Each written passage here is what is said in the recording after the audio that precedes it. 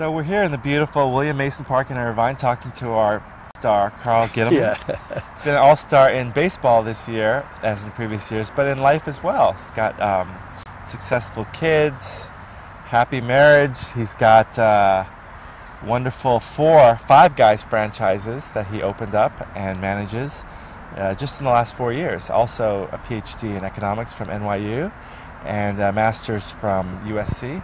He's been a mink farmer, run department store departments, and he's really done it all. But I think his passion also is baseball. How many years you've been doing this? How many years in a row with the fantasy camp?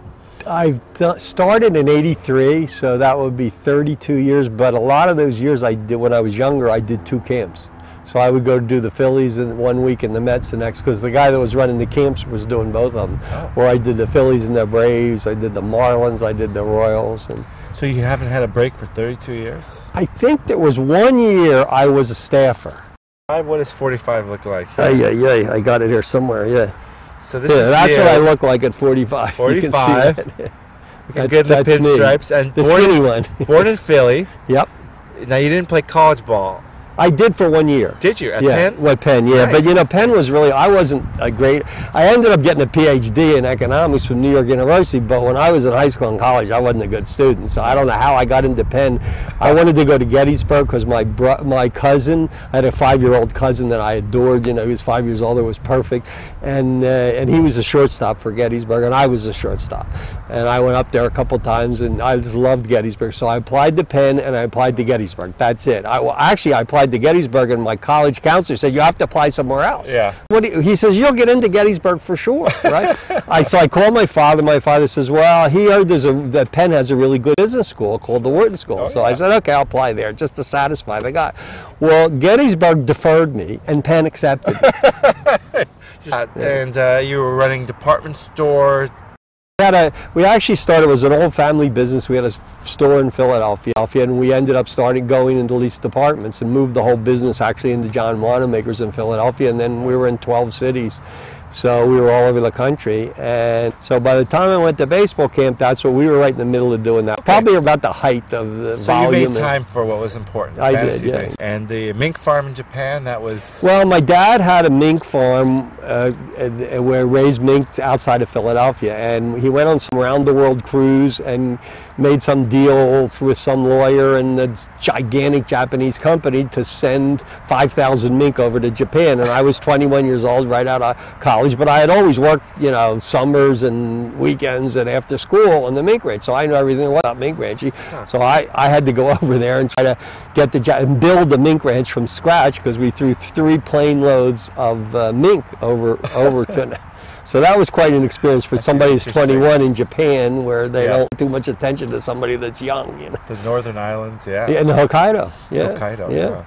It was scary, because it was not scary, but I mean, kids were scared of me because it hadn't been occupied.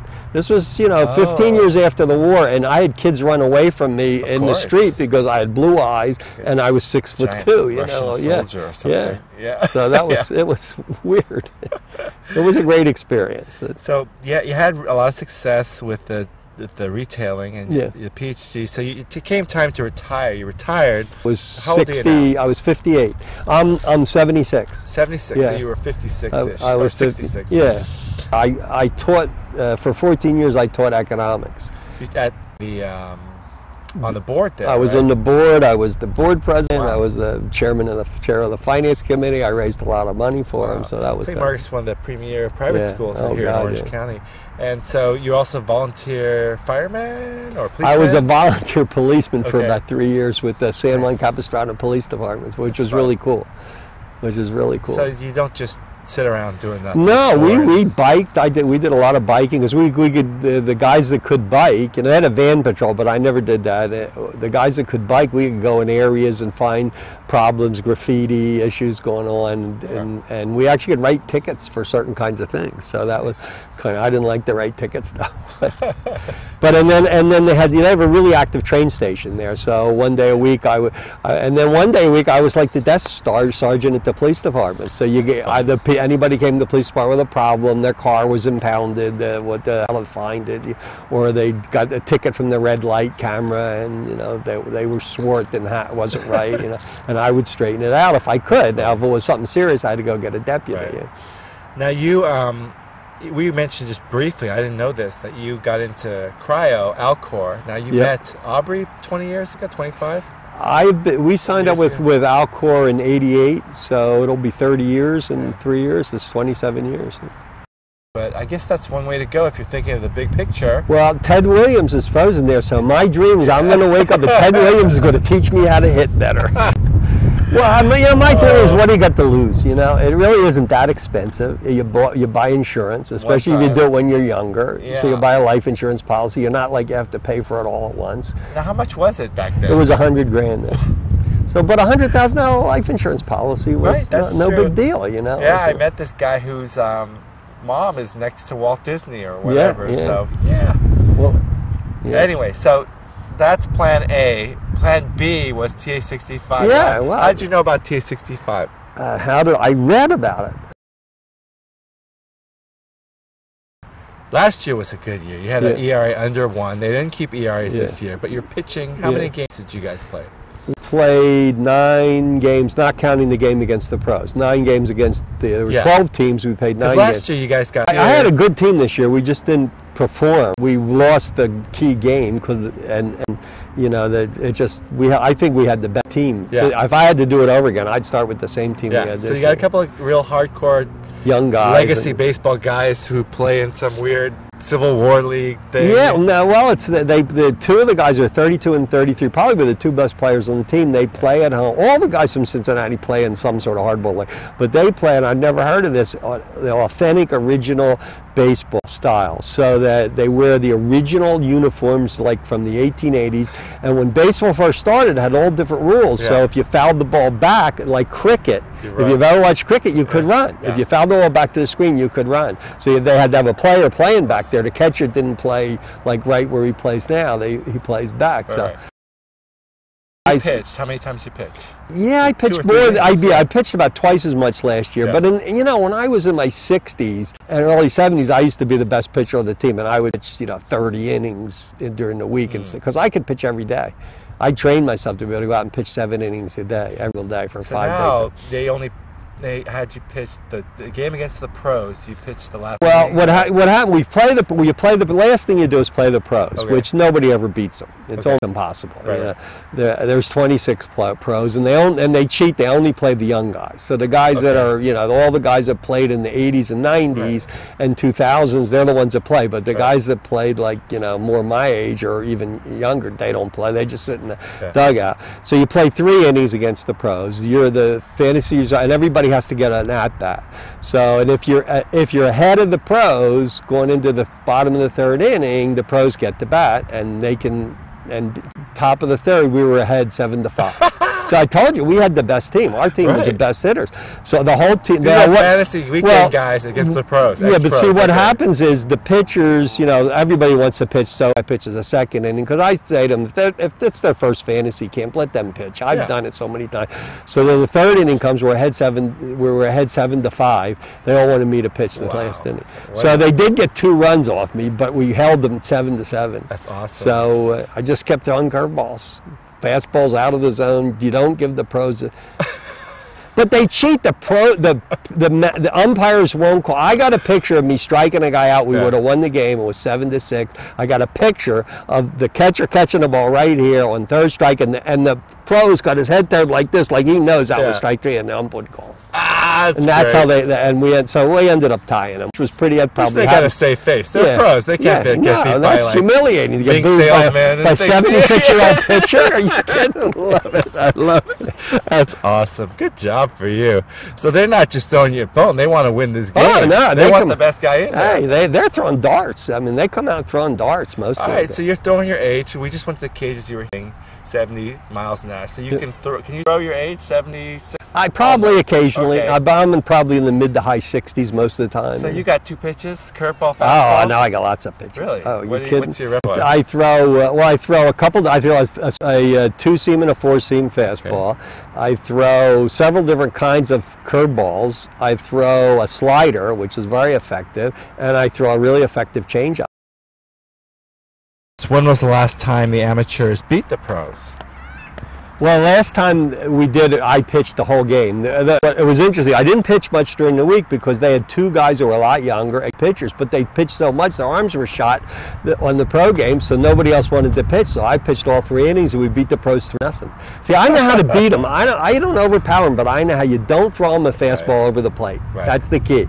Because they don't want to walk, so they'll swing at bad pitches. But you got to throw them breaking balls. And they'll still hit you, but at least it cuts down. Then pros swing a different way than we swing. Yeah. That was the year I remember when I first could get way back. Yeah. That was about 4 months after I started. Because I had always been pitching since I was 45. I couldn't From get the back ear, here without right, pain, and I had to throw from here, and I was pretty good at So it. you couldn't externally rotate and pronate. No, I couldn't. I get couldn't that get back extra, here and yeah. get the. Now you watch me pitch. Now I get way back here. I reach high, and I could not do That that. was probably the first year you Yeah, took the. yeah. Well, now tell me, I'm going to be contrary here. Now, what makes you think that you get better? Are you getting better these last 5 years?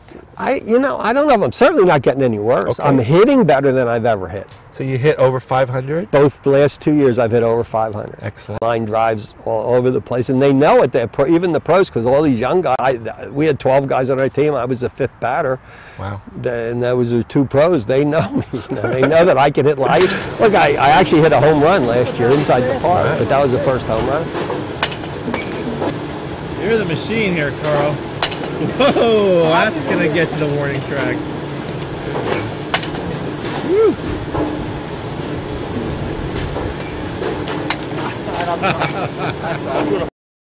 Now, do they just think that you're a freak of nature? Yeah, they do. Because the pros my age can't do it. No, there's no way. They can't throw the ball the way I can. Do they can't. ask you, are you taking growth hormone, testosterone? Sometimes, those kind of things? but you can't do those pros. You can't talk to them at the age 65. Some of the players I'll talk to about it. Why can't you talk to them?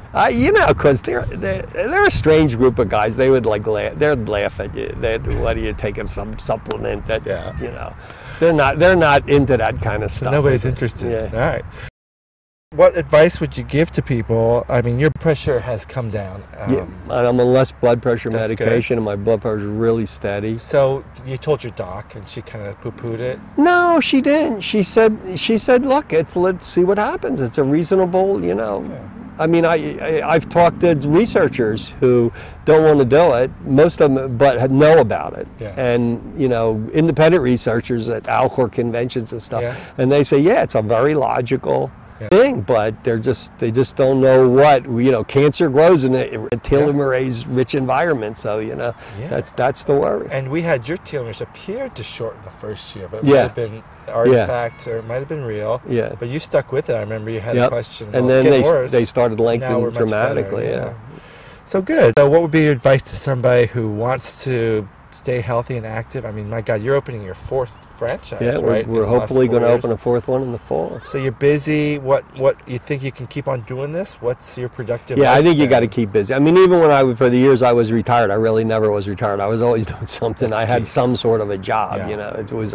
But do you feel like it's gonna get harder as you get older now, or do you feel like you can just hang? I think I do have to. I think there are certain things I got to be. I mean, Yeah. I've had a back problem for 40 years, and so I have to be cautious of that. And I had it all through even the years. Anything in the retail business, you tend to stand on your feet a lot. So I've got to be careful about that.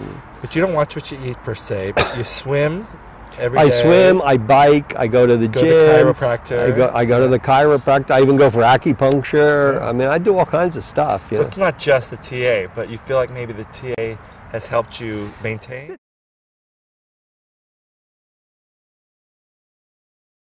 Changes in dreaming and stuff. The mirror clear changes in how fast my nails are growing. My nails seem to grow so fast now. That's your memory. Pretty You good. know, I think my memory's, look, I can't remember, all of a sudden I can't remember somebody's name, but, at my age, that's kind of normal, but I think it's pretty good. So when you get on the cruise ship with your kids Yeah. from and you guys put on some weight, you talk about it, and people say, Dad, when are you going to slow down? Do they ever tell you that, or they don't even bother at this point? No, I think they're happy I'm doing stuff. Okay. I'm not bugging them. Can I get a free burger if I Sure, drive up to the Palm absolutely. Desert? Absolutely. Okay, Fries everything too. on it? And milkshake. We now have milkshakes at our Deal. new store. They're fabulous milkshakes. That's a deal. You get a bacon milkshake. Think about that. It's delicious. Hitting 70-mile-an-hour pitches at 70 years old. That's good. You want me to do another one? Think I'm going down to the well tonight. I'm gonna drink till I get my fill. And I hope when I get old I don't sit around thinking about it, but I probably will. Yeah, just sitting back, trying to recall